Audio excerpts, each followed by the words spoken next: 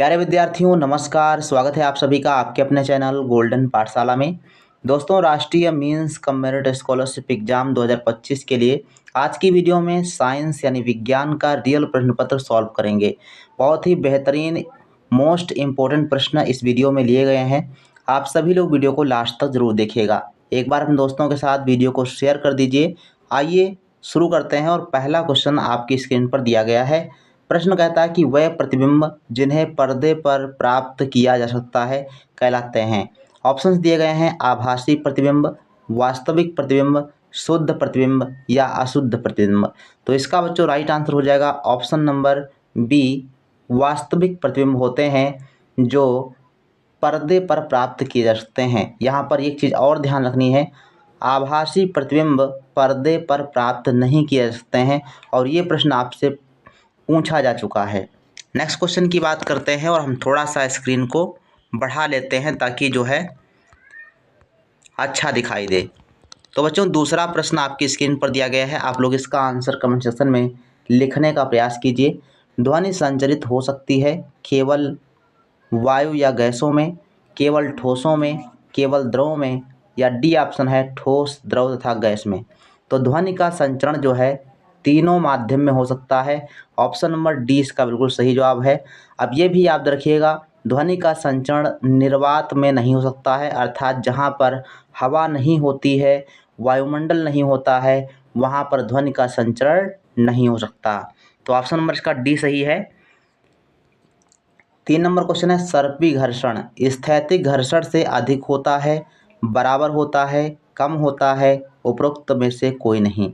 तो सर्पी घर्षण जिसको लोटनी घर्षण भी कहा जाता है, जैसे एक बेलन होता है, तो बेलन में अगर देखेंगे तो उसका क्षेत्रफल जो नीचे वाला जो ज़मीन से टच होता है वो क्षेत्रफल कम होता है, इसलिए उसका घर्षण जो होता है वो कम होता है। तो सर्पी घर्षण स्थैतिक घर्षण से कम होता है। ऑप्शन नंबर सी इसका बिल्कुल सही जवाब हो जाएगा। नेक्स्ट क्वेश्चन है 4 नंबर, आंतरिक निषेचन होता है। आंतरिक निषेचन किस में होता है? नर के शरीर में, मादा के शरीर में, नर के शरीर के बाहर या मादा शरीर के बाहर। तो आंतरिक निषेचन सभी जो है लगभग सभी जो स्तनपायी हैं उसमें आंतरिक निषेचन होता है और मादा शरीर के अंदर होता है। ऑप्शन नंबर सही जवाब हो जाएगा बी ऑप्शन, मादा शरीर में होता है। तो बी ऑप्शन सही है। इसके अलावा बाह्य निषेचन किस जंतु में होता है, ये आप सभी को कमेंट सेक्शन में लिखना है, बाह्य निषेचन किस में होता है। 5 नंबर क्वेश्चन है रेड डाटा बुक में क्या होता है? ऑप्शन दिए गए हैं सभी जंतुओं का रिकॉर्ड रखा जाता है, ऑप्शन बी सभी पादपों का रिकॉर्ड रखा जाता है, ऑप्शन सी सभी संकटापन्न स्पीसीज का रिकॉर्ड रखा जाता है या डी ऑप्शन है सभी तत्वों का रिकॉर्ड रखा जाता है। तो रेड डाटा बुक संस्था है IUCN, इस संस्था के द्वारा रेड डाटा बुक जारी किया जाता है और इसमें जो है सभी संकटापन्न स्पीसीज का रिकॉर्ड रखा जाता है। ऑप्शन नंबर इसका बिल्कुल सही जवाब हो जाएगा सी ऑप्शन, सभी संकटापन्न स्पीसीज का रिकॉर्ड रखा जाता है। वो का चाहे जंतु हों और चाहे पेड़ पौधे हों, सभी का रिकॉर्ड होता है। जो लुप्त प्राय हैं या जो संकटग्रस्त हैं या फिर जो लुप्त हो चुके हैं उनका रिकॉर्ड आपको रेड डाटा बुक में मिल जाएगा। 6 नंबर प्रश्न है दहन के लिए वायु में आवश्यक है oxygen, nitrogen, chlorophyll, carbon dioxide. तो दहन के लिए ऑक्सीजन गैस अनिवार्य होती है, अर्थात बगैर ऑक्सीजन के कोई भी चीज़ जल नहीं सकती। ऑप्शन नंबर ए बिल्कुल सही जवाब हो जाएगा। इसके अलावा आग को बुझाने में कार्बन डाइऑक्साइड गैस महत्वपूर्ण योगदान निभाती है। 7 नंबर प्रश्न है निम्नलिखित में से किसको पीट कर चादरों में बदला जा सकता है? तो जो धातुएं होती हैं उनको पीट कर चादरों के रूप में परिवर्तित किया जा सकता है और इनके इस गुण को आघात वर्धनीयता कहा जाता है। तो इसमें जो है कौन सी धातु है? ये है बच्चों जिंक। ऑप्शन नंबर 20 का बिल्कुल सही जवाब हो जाएगा। फास्फोरस, सल्फर, ऑक्सीजन ये सभी अधातुएं दी गई हैं, तो ऑप्शन नंबर 20 का बिल्कुल राइट आंसर हो जाएगा।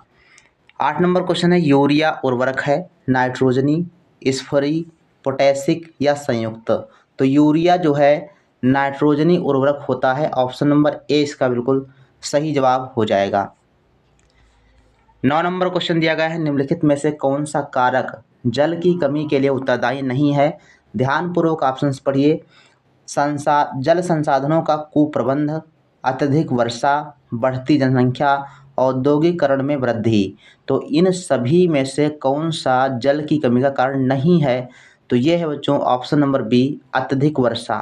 ज़्यादा वर्षा होगी तो जल की कमी नहीं होगी ना, तो इसका मतलब यही कारण आपका नहीं है। बाकी तीनों कारण आपके जल की कमी के हो सकते हैं।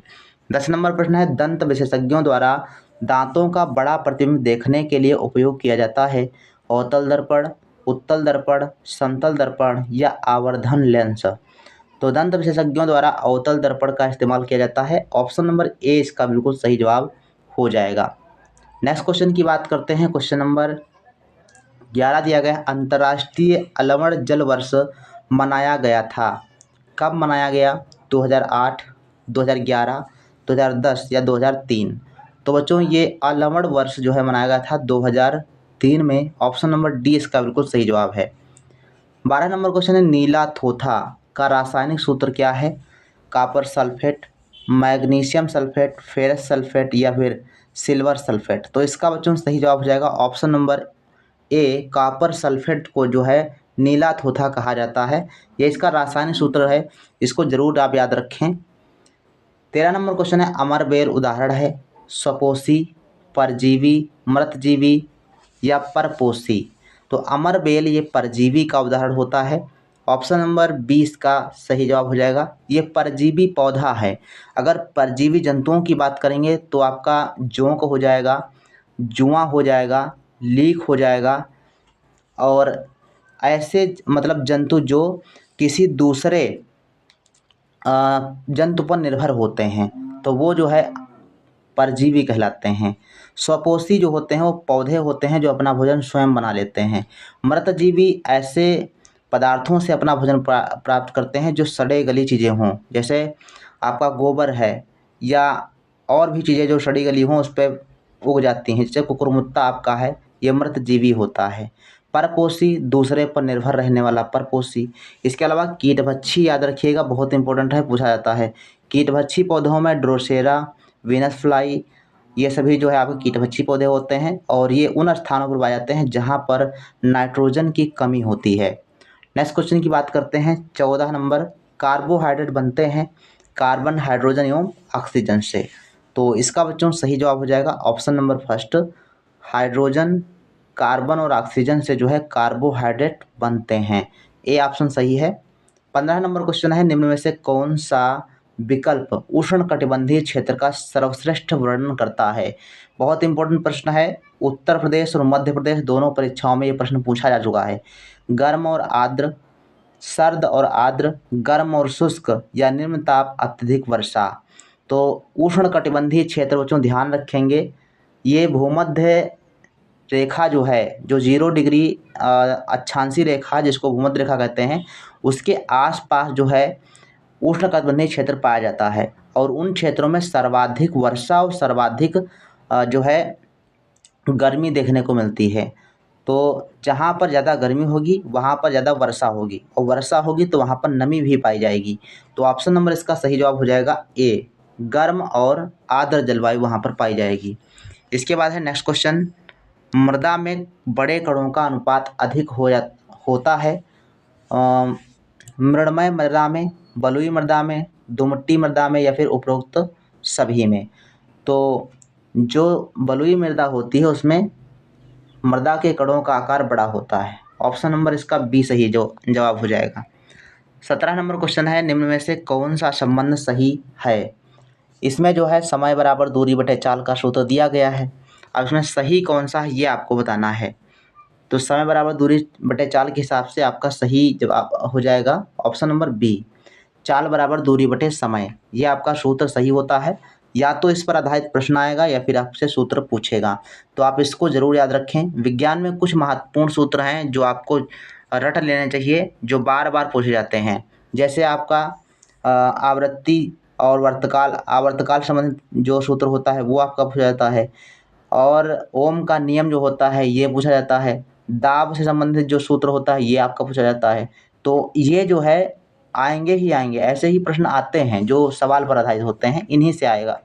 18 नंबर क्वेश्चन बात कर लेते हैं। तो पादप का जनन भाग होता है, पादप यानी पौधे का जनन भाग होता है बच्चों फूल, ये आप सभी को पता होगा, है ना।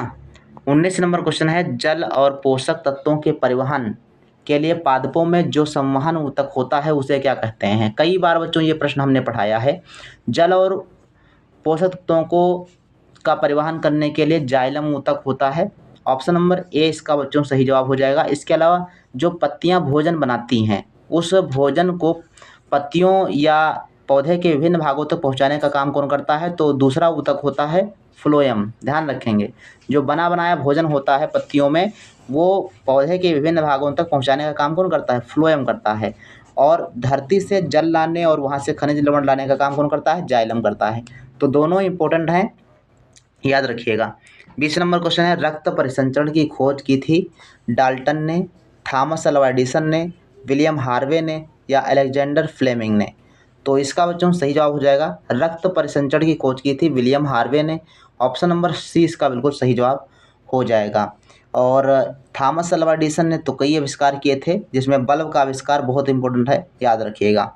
नेक्स्ट क्वेश्चन की बात करते हैं। 21 नंबर, झंझा का नेत्र कहते हैं चक्रवात का केंद्र, सघन वर्षा, सघन बादल या उपरोक्त में से कोई नहीं। तो झंझा का नेत्र कहलाता है चक्रवात का चक्रवात का जो केंद्र होता है उसे झंझा का नेत्र कहा जाता है।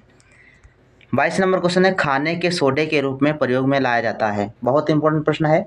खाने का सोडा जिसको सोडियम बाइकार्बोनेट कहा जाता है, और इसका सही जवाब हो जाएगा ऑप्शन नंबर बी। चलिए, जिन बच्चों ने बी ऑप्शन दिया है उनका सही जवाब है सोडियम बाइकार्बोनेट। और सी ऑप्शन दिया गया है Na2CO3। ये आपका सोडियम कार्बोनेट है जिसको धावन सोडा कहा जाता है, और जो NaCl ऊपर लिखा है इसको सोडियम क्लोराइड कहते हैं। तो इन सभी रासायनिक सूत्र को लिख करके याद कर लीजिए।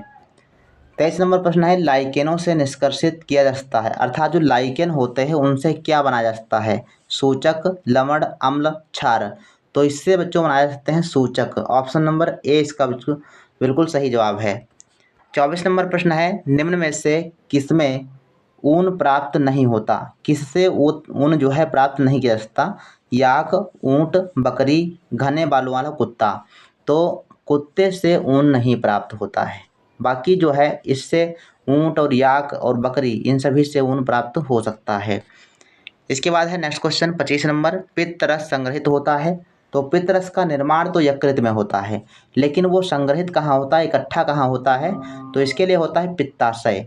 ऑप्शन नंबर जो है सी इसका बिल्कुल सही जवाब हो जाएगा। चलिए, नेक्स्ट क्वेश्चन है 26 नंबर, सूखे पौधों की डंडियों से जो है अन्न कणों अथवा अनाज को पृथक करने के प्रक्रम को क्या कहते हैं, थ्रेसिंग, निस्तापन या फिर हस्तचयन या फिर वाष्पीकरण। तो इसका बच्चों सही जवाब है थ्रेसिंग। ध्यान रखेंगे इसको, ए ऑप्शन सही होगा, threshing is the right answer. Next question की बात करते हैं 27 नंबर, परागकणों का वर्तिकाग्र पर स्थानांतरण कहलाता है निषेचन, परागण, प्रकीर्णन या मुकुलन। तो परागण जो है ये कहलाता है, ऑप्शन नंबर बी सही जवाब हो जाएगा। परागकणों का वर्तिकाग्र पर पहुंचने या स्थानांतरण को कहते हैं परागण। अब परागण दो प्रकार का होता है, पर परागण और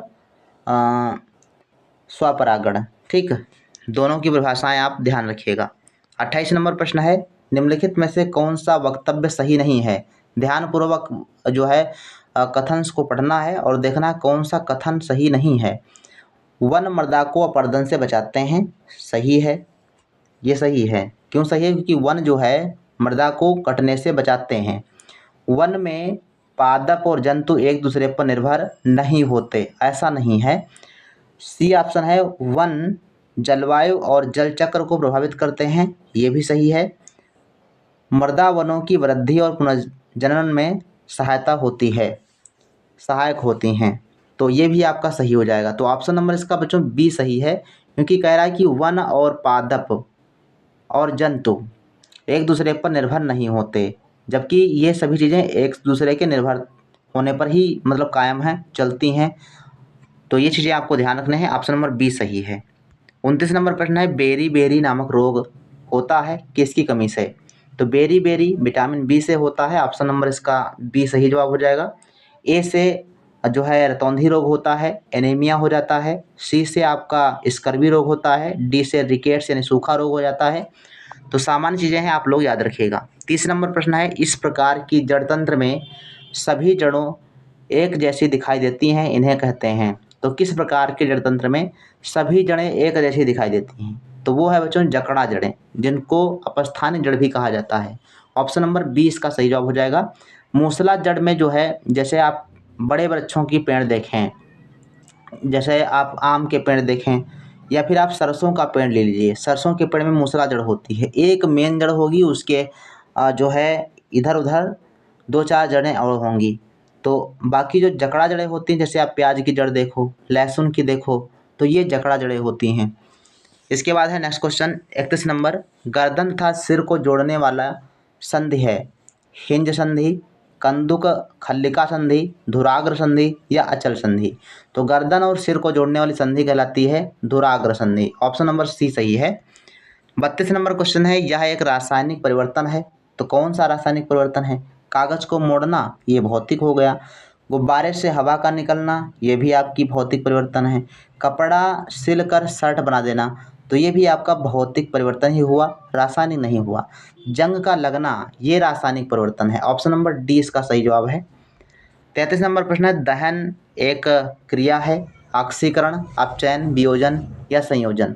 तो दहन एक जो है ऑक्सीकरण अभिक्रिया होती है, ऑप्शन नंबर ए सही जवाब हो जाएगा।